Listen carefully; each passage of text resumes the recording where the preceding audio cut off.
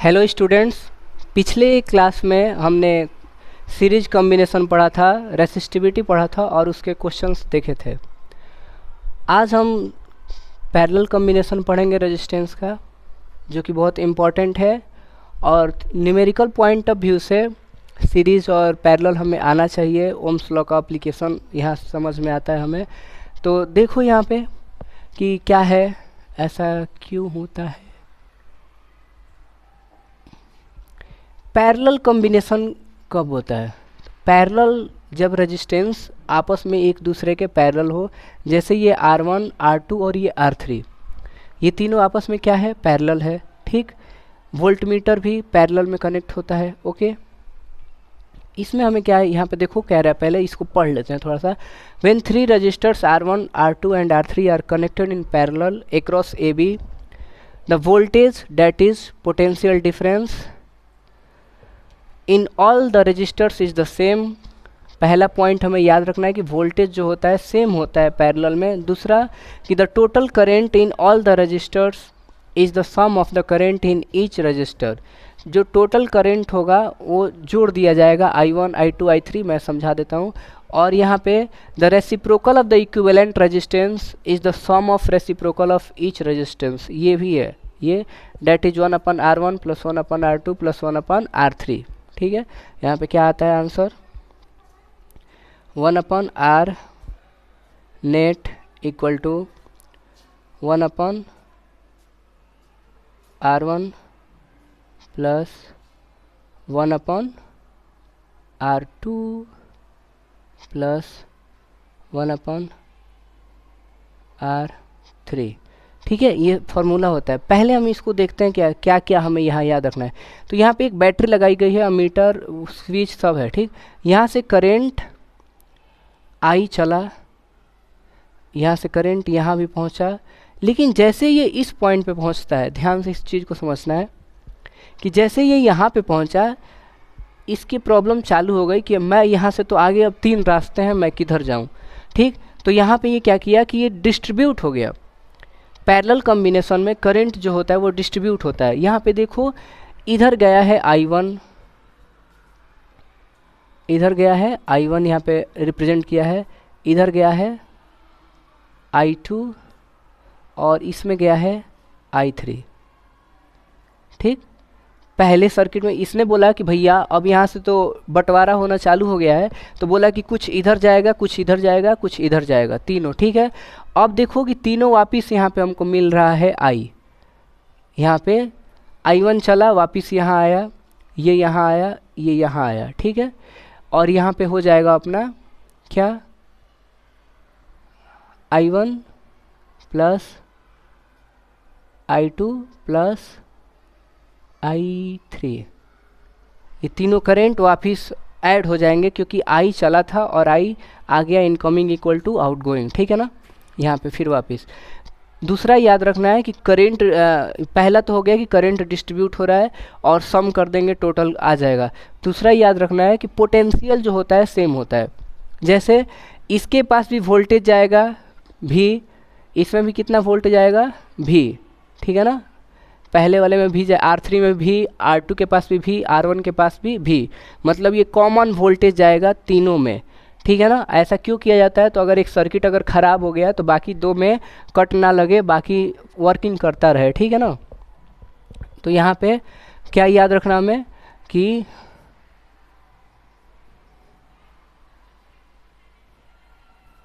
Voltage जो होता है वो क्या होता है?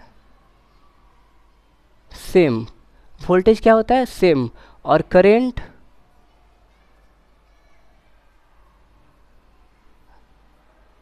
ये होगा डिस्ट्रीब्यूट।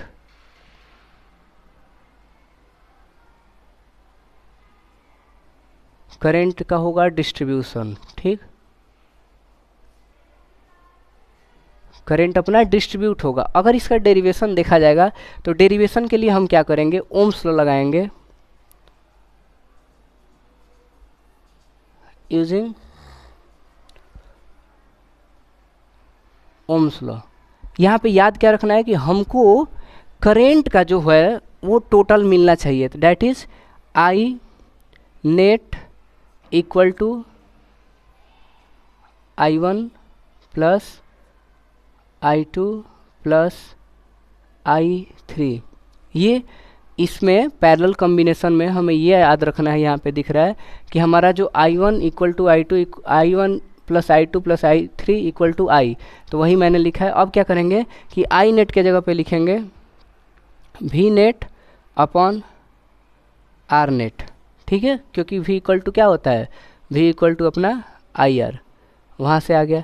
अब I1 के जगह पे क्या रखेंगे, तो V1 अपॉन R1, I2 के जगह पे क्या रखेंगे, V2 अपॉन R2, और प्लस I3 के जगह पे क्या रखेंगे, V3 अपॉन R3। ठीक, ऐसे ये चेंज हो गया। अब जो वोल्टेज है हमारा सेम है। वोल्टेज क्या है कि V इसके पास भी जा रहा है, इसके पास भी जा रहा है, इसके पास भी, इसके पास भी, सबके पास भी जा रहा है। ठीक, तो अब क्या हो जाएगा, V कॉमन ले लो, कॉमन लेंगे तो यहाँ पे हो जाएगा 1 upon R1 plus 1 upon R2 plus 1 upon R3। ठीक है, ये किसके बराबर आ रहा है, तो ये आ रहा है V अपॉन R नेट के बराबर। ठीक है ना, ये अब देखो कि ये जो V है, वोल्टेज जो है जितना मैंने सप्लाई किया था उतना ही सबके पास जा रहा है, यानी कि ये वोल्टेज आपस में क्या हो जाएगा, कैंसल आउट हो जाएगा। तो 1 upon R net equal to 1 upon R1 plus 1 upon R2 plus 1 upon R3। ठीक है, ये प्लस है भाई, प्लस, हाँ ठीक। ये ऐसा क्यों हुआ, तो यहाँ पे याद करके रखना है कि V1 equal to V2 equal to V3 equal to V net, क्योंकि वोल्टेज सबका क्या होता है, सेम होता है। ठीक है ना, तो ये फार्मूला बन गया अपना रेजिस्टेंस का। पैरेलल कॉम्बिनेशन में हमें याद रखना होता है कि वोल्टेज सेम होता है, करंट जो होता है डिस्ट्रीब्यूट होता है, और क्वेश्चन भी इसी के अकॉर्डिंग बनाए जाते हैं। ओके, देख लो यहाँ पे, ये I इक्वल टू और ये R इक्वल टू जो हम ला दिए आगे। ठीक है, अगर हम क्वेश्चन की बात करें, एक छोटा सा क्वेश्चन इस पे करते हैं, और सर्किट अगर देख रहे हैं तो सर्किट देख लेते हैं। देखो ये सर्किट, ये दोनों आपस में क्या है, सीरीज में है। ठीक, एक जहाँ ख़त्म हुआ, और ये देखो ये दोनों आपस में क्या है, पैरेलल में, एक ऊपर है एक नीचे है। ठीक है ना, तो ये याद रखना है। सर्किट ऐसा दिखता है। क्वेश्चन एक लगाया जाए छोटा सा,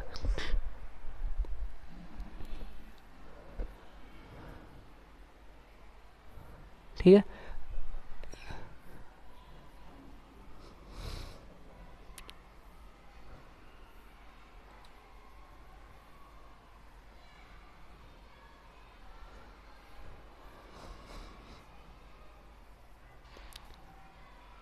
ठीक है ना, ये सर्किट है। इसका क्वेश्चन एक मैं सर्किट छोटा सा बस बना रहा हूँ। ये याद रखना है कि बैटरी है, अमीटर अमीटर नहीं लगाया हूँ, अंडरस्टूड है कि है। ठीक, अब मान लो इसकी वैल्यू है 2 ओम, इसकी वैल्यू है 3 ओम, इसकी वैल्यू है 1 ओम।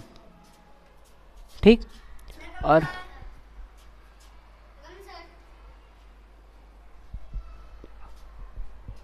बैटरी लगाया गया है। ठीक है ना, रेजिस्टेंस अपने पास 2 ओम है, 3 ओम और 1 ओम बैटरी लगाया हमने 18 वोल्ट।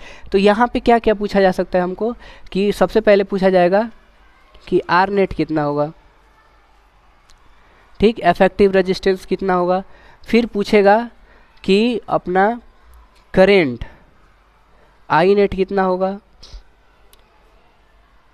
और हमसे फिर पूछा जाएगा क्या कि भैया ये बताइए कि करेंट जो है 2 ओम के पास कितना गया। ठीक, करेंट जो है 3 ओम के पास कितना गया, और करेंट जो है 1 ओम के पास कितना गया। मतलब कि तीनों में यहाँ पे करेंट हमको बतानी पड़ेगी। सबसे पहले इफेक्टिव रेजिस्टेंस पूछ सकता है कि इफेक्टिव रेजिस्टेंस कितना होगा, फिर पूछेगा कि I नेट कितना होगा, और फिर पूछेगा कि तीनों में करंट कितनी जा रही है। ठीक है ना, अब पिछले वाले में जब हम सीरीज पढ़ते थे तो सीरीज में वो क्या करता था कि वो हमसे R नेट पूछता था, आई नेट भी पूछता था, और पूछता था कि वोल्टेज अक्रॉस ईच रजिस्टर, मतलब कि वो वोल्टेज कितना खा रहा है। हमें ये पता है कि सीरीज में करंट सेम होती है और वोल्टेज अलग अलग होता है, लेकिन पैरेलल में वोल्टेज सेम होता है और करंट अलग अलग होता है। तो वही करंट निकालना है हमें अलग अलग करके कि कैसे आएगा। अब देखो आर नेट के लिए सबसे पहले हम फॉर्मूला लगाएंगे कि आर नेट, यहाँ पे आर नेट का पैरेलल में क्या है कि R equal to 1/R1 plus 1/R2 plus 1/R3, ये पैरेलल का फॉर्मूला है। ठीक, यहाँ से करंट चली कितनी, आई, यहाँ पहुँची आई, लेकिन यहाँ से अब डिस्ट्रीब्यूशन हो जाएगा, तो हम बोल देंगे इसको I1, इसमें जाएगा I2 और इसमें जाएगा I3, और ये क्या है अपना I3। ठीक, अब देखो फिर यहाँ से I1 आया, I2 आया, I3 आया, यहाँ पे I वापस मिल गया, यहाँ पे I कौन मिल गया, I। ठीक, वापस अब सबसे पहले आर नेट लगाने के लिए हमें फार्मूला पता होना चाहिए, तो लिख दिया हमने कि ये पैरेलल कॉम्बिनेशन है, तो पैरेलल का फार्मूला ये होता है। अब R1 की वैल्यू कितनी है, तो 1/2 प्लस R2 की वैल्यू कितनी है 1/3 और प्लस R1 की R3 की वैल्यू कितनी है 1/1। इन तीनों को हम क्या करेंगे, ऐड कर देंगे, तो ऐड करेंगे तो क्या आएगा 1/R इक्वल टू एलसीएम ले लिया जाए, तो एलसीएम इसका हो जाएगा क्या 6। ठीक, तो 2 3 जा 6 प्लस 3 2 जा 6 प्लस 6। ठीक है, एलसीएम ले लिया हमने इसका, तो आ गया अपना ये। अब वहाँ से 1/R इक्वल टू क्या आएगा 3 2 5 6 11/6। ठीक, अब यहाँ से R की वैल्यू कितनी आएगी, क्योंकि नेट रेजिस्टेंस पूछा, ये तो 1/R है, तो R कितना होगा, तो 6/11 ओम। ये आया कि पैरेलल कॉम्बिनेशन में इफेक्टिव रेजिस्टेंस इतना है कि, तो फिर कह रहे हैं कि आप ये तीनों हटा के एक ही रेजिस्टेंस लगा दीजिए जिसका वैल्यू इतना है। तो आर नेट की वैल्यू तो हमारी आ गई कितनी 6/11 ओम। ओके, अब आई नेट चाहिए। आई नेट के लिए हम नेक्स्ट पेज पे आते हैं, हमारा फोटो के अकॉर्डिंग आर नेट कितना आया था 6/11 ओम। हमेशा याद रखना है कि जब भी हम पैरेलल कॉम्बिनेशन करते हैं तो अपना जो रेजिस्टेंस का वैल्यू आता है छोटे वाले से भी छोटा आता है। इसमें सबसे छोटी वैल्यू क्या थी 1 ओम, आंसर जो होगा 1 ओम से भी छोटा आता है। पैरेलल में छोटे वाले से भी छोटा रेजिस्टेंस आएगा, अगर हम इसको डिवाइड करेंगे तो 1 से भी छोटा वैल्यू आएगा। लेकिन सीरीज में क्या होता है कि जो वैल्यू बड़ी होती है उससे भी बड़ा रेजिस्टेंस आता है। ठीक है ना, तो यहाँ पे आओ, अब यहाँ पे V net equal to I net into R net. ठीक, यहाँ पे वी नेट की वैल्यू कितनी है 18 वोल्ट हमने सप्लाई किया था 18 वोल्ट, तो 18 वोल्ट पे पुट कर दो। 18 volt is equal to I net into R net की वैल्यू कितनी है, आर नेट आया अपना 6/11 के बराबर। ठीक, अब यहाँ से आई नेट निकालेंगे अगर, तो ये क्या आएगा 18 into 11/6। I net equal to क्या हो जाएगा 33 एम्पियर। करंट की वैल्यू कितनी आ गई 33 एम्पियर। ठीक है ना, देखो पहले वाले के पास 2 ओम रजिस्टर है, दूसरा 3 ओम और थर्ड वाला 1 ओम। तो नेट रजिस्टर कितना है रेजिस्टेंस 6/11। फिर हमने फार्मूला लगाया कि V net equal to I net into R net. तो यहाँ से करंट आया कि भैया टोटल करंट इस सर्किट में कितनी बनी है 33 एम्पियर। तो हमने 2 पोर्शन सॉल्व कर लिया। अब अलग अलग निकालना है कि तीनों, तो तीनों के लिए पहला देखो, अब पूछ रहा है कि यहाँ पे कितना आएगा अपना करंट। ठीक है ना, इस वाले में करंट कितना आएगा ये निकालना है कि 33 जो आपका टोटल आया है उस 33 एम्पियर में से इसने कितना लिया है। ठीक, इसने कितना लिया है और इसने कितना लिया है। तो अब देखो, तो लिखेंगे I2 ओम इक्वल टू, अब देखो यहाँ पे क्या होता है V equal to I R. तो I इक्वल टू क्या होगा V/R। आर, तो वही फार्मूला हम यहाँ पे लगा रहे हैं, तो वी अपॉन आर, ठीक है ना, इस पार्टिकुलर के लिए। तो यहाँ पे वोल्टेज की वैल्यू कितनी है इसके लिए 18 वोल्ट, ठीक। इसके लिए रेजिस्टेंस की वैल्यू कितनी है अपनी 2, तो आई जो है 2 एम्पियर 2 ओम वाले में कितनी करंट जाएगी 9 एम्पियर, कितनी करंट जाएगी 9। जो ये सर्किट बनाया गया है इसमें से इसमें कितना करंट जा रहा है 9 एम्पियर, ठीक है ना। ये I1 की वैल्यू आ गया अपना, इसका वैल्यू आ गया 9 एम्पियर, ठीक है। अब देखो अब पूछा है अपना थर्ड वाला I3 ओम। तो अगर ये पैरेलल कॉम्बिनेशन है तो पैरेलल में वोल्टेज सबके पास क्या जाता है सेम जाता है। तो वोल्टेज की वैल्यू कितनी है अपना 18 और जो रेजिस्टेंस है वो कितना है 3, तो I3 ओम कितना आएगा 3 6 18, सॉरी ये ओम हो गया यूनिट, एम्पियर, करंट की यूनिट एम्पियर होती है ना इसलिए, ठीक है। ये हो गया। अब पूछा है थर्ड वाला कि I एलोंग 1 ओम, लास्ट वाला 1 ओम था कि जिसमें 1 ओम का रजिस्टर लगा है उसके पास कितनी करंट पहुंच रही है। तो अब देखो पहले लगा दो, तो 18/1, तो ये किसके बराबर आएगा 18 एम्पियर, ठीक। अब तीनों को जोड़ो तो 9 6 15 और 15 और 18 33 एम्पियर टोटल करंट आ गया। टोटल करंट देखो कहाँ गया, इसमें कितना जा रहा है 6 एम्पियर, इसमें कितना जा रहा है, इसमें अपना जा रहा है 18 एम्पियर,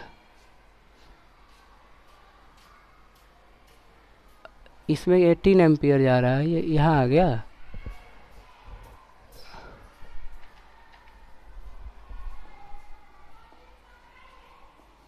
हाँ यहाँ पे आते हैं, इसमें कितना गया 6, इसमें जाएगा अपना 18 एम्पियर, ठीक है। अब तीनों को जोड़ेंगे तो 9 6 15 और 18 33, तो हमारा जो आंसर आया था वो 33 एम्पियर टोटल आ गया, ठीक है ना। तो पैरेलल कॉम्बिनेशन का जब न्यूमेरिकल हम करते हैं, जब भी पैरेलल वाला किया जाता है तो हमसे वो पूछता है कि हर एक रजिस्टर के पास जो पैरेलल में है उसके पास कितना करंट पहुंच रहा है। तो जहाँ भी है वहाँ ओम्स लॉ लगाएंगे।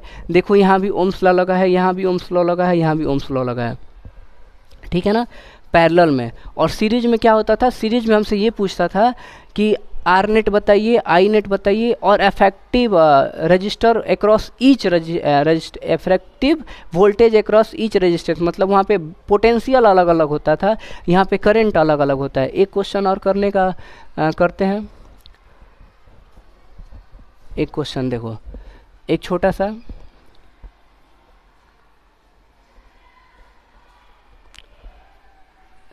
दो ही ले लेते हैं, दो।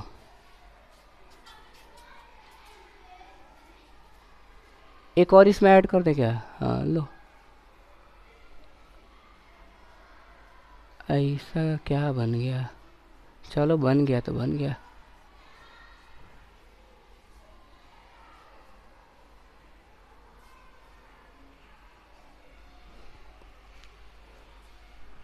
अब इसको थोड़ा करते हैं, ठीक है ना। बैटरी, अब मान लो 9 वोल्ट की बैटरी है, ठीक। ये है अपना 1 ओम, ये है अपना 1 ओम और ये है अपना 2 ओम, छोटा सा ले लिया हूँ बस मैं। अब देखो कि ये दोनों क्या है, ये दोनों आपस में सीरीज में है। पहले तो ये दोनों आपस में क्या है सीरीज में है, और ये अब क्या चेंज हो जाएगा, इसका फोटो ऐसा हो जाएगा।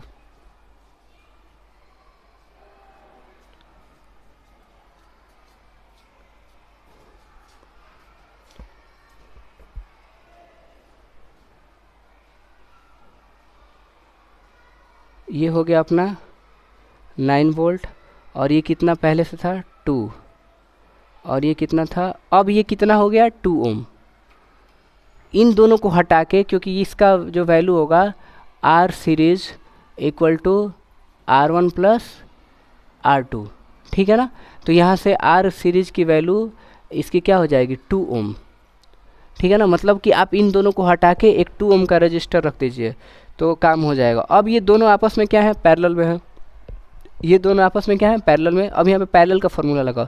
तो देखो छोटा सा क्या करना है कि जब रहता है ना, मतलब दो ऐसे रजिस्टर पैरेलल में है तो हम क्या करेंगे, सीधे R net equal to R1 R2 divided by R1 plus R2। ये आया है वहीं से, पीछे जो हमने फार्मूला लिखा है उसी से आया है कि अगर हमारे पास केवल 2 रजिस्टर है पैरेलल में तो हम ये फार्मूला यूज कर सकते हैं सीधे सीधे। अब देखो ये R1 की वैल्यू कितनी है, are net equal to R1 की वैल्यू कितनी है 2, R2 की वैल्यू कितनी है 2, और R1 की वैल्यू कितनी है 2 और R2 की वैल्यू कितनी है 2। तो इसका आर नेट कितना आ गया 1 ओम, आर नेट कितना आ गया 1 ओम। ठीक है ना, ये ऐसा क्यों बताया जा रहा है, ऐसा क्यों है कि जब पैरेलल में सेम रजिस्टर रहते हैं तो जो रेजिस्टेंस होता है वो सीधे हाफ हो जाता है। जैसे मान लो मैंने यहाँ पे एक एग्जांपल के लिए बैटरी है कुछ, ठीक, एक बैटरी है कुछ, मान लो इसका 18 वोल्ट है, ओके। अब यहाँ पे अगर ये 6 ओम है, ये भी 6 ओम है, अगर दोनों सेम है तो यहाँ से सीधे आर नेट क्या हो जाएगा, आर नेट हो जाएगा अपना 3 ओम। कितना हो जाएगा 3 ओम। तो अगर सेम रजिस्टर रहता है तो सीधे हम पैरेलल में उसको क्या करेंगे, हाफ कर देंगे। तो यहाँ सेम रजिस्टर है 2 2, तो नेट रेजिस्टेंस कितना आया, हाफ 1 ओम। ठीक है ना। अब यहाँ पे जब आर नेट आ गया तो हम यहाँ पे अब ओम्स लॉ लगा सकते हैं। ओम्स लॉ लगाएंगे तो V इक्वल टू क्या होता है, I net into R net. ठीक है, तो पेज ऐड करना पड़ेगा, V net equal to I net into R net. ठीक, V नेट की वैल्यू मैंने कितना सप्लाई किया था इस पे क्वेश्चन में, इस क्वेश्चन में हमने 9 वोल्ट सप्लाई किया है। ठीक है, तो 9 volt is equal to I net निकालना है और इफेक्टिव रेजिस्टेंस आया है 1 ओम। तो करंट की वैल्यू कितनी आएगी, 9 एम्पियर। यहाँ पे क्वेश्चन में देख लो, जो इफेक्टिव रेजिस्टेंस आया है इस क्वेश्चन के लिए वो कितना आया है 1 ओम। तो हमने बस पुट कर दिया रेजिस्टेंस की वैल्यू। अब यहाँ से हमसे पूछा जाएगा कि इसके पास कितना करंट पहुँच रहा है, इसके पास कितना पहुँच रहा है। तो ये मान लो I1 है और ये मान लो I2 है। ठीक है, I1 और I2, यहाँ पे I1 और यहाँ पे I2। ठीक, तो I1 I2 के लिए अब क्या करेंगे, ओम्स लॉ लगाएंगे। तो I across 2 ohm is equal to V upon R। हमने सप्लाई कितना किया था 9 वोल्ट, रेजिस्टेंस उसका कितना है 2 ओम, तो करंट कितने आएगी 4.5। ठीक है ना, 4.5 रेजिस्टेंस नहीं करंट ना, ये 4.5 एम्पियर। ठीक है, अगर इसका 4.5 आ रहा है तो अगले वाले का भी 4.5 आएगा। इसमें करंट कितना गया 4.5 एम्पियर, इसमें भी करंट कितना जाएगा 4 यहाँ पे था ना 4.5 4.5, और यहाँ पे भी कितना जाएगा 4.5। बाकी दोनों जगह 4.5 जाएगा। वोल्टेज भी सेम चला जाएगा क्योंकि यहाँ पे वोल्टेज कितना जाएगा 9 वोल्ट, यहाँ पे कितना जाएगा 9 वोल्ट। ठीक है ना, 9, हाँ, वो V equal to I R. यहाँ पे V इक्वल टू, अगर निकालना नहीं है, निकालना होता है तो V equal to I R लगाते इसके पास। तो इसका रेजिस्टेंस कितना है 1, करंट कितना है 4.5, तो ये हो जाता है अपना 4.5 वोल्ट और ये भी हो जाता है 4.5 वोल्ट, और टोटल क्या हो जाता 9 वोल्ट।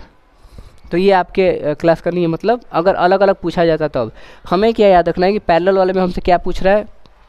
तो जब भी हम पैरेलल कॉम्बिनेशन का क्वेश्चन करेंगे तो हमसे पूछेगा वो कि इफेक्टिव रेजिस्टेंस कितना है, उसके बाद पोटेंशियल तो कांस्टेंट होता है, और उसके बाद वो पूछ देगा कि हर एक रजिस्टर के पास कितनी करंट बन रही है।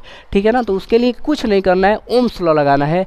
और यहाँ से याद ये रखना है कि अगर हमारे पास केवल 2 रजिस्टर है तो हम सीधे ये फार्मूला यूज कर सकते हैं। ठीक है ना, अगर हमारे पास 2 रजिस्टर है तो हम सीधे ये वाला फार्मूला यूज कर देंगे। और अगर ऐसे देखा जाए तो 2 रजिस्टर है तो उसका आंसर सीधे क्या हो जाएगा, सेम अगर है तो हाफ। तो ये याद रखना है, ठीक है ना। और उसके बाद सर्किट हो गया था, और उसके बाद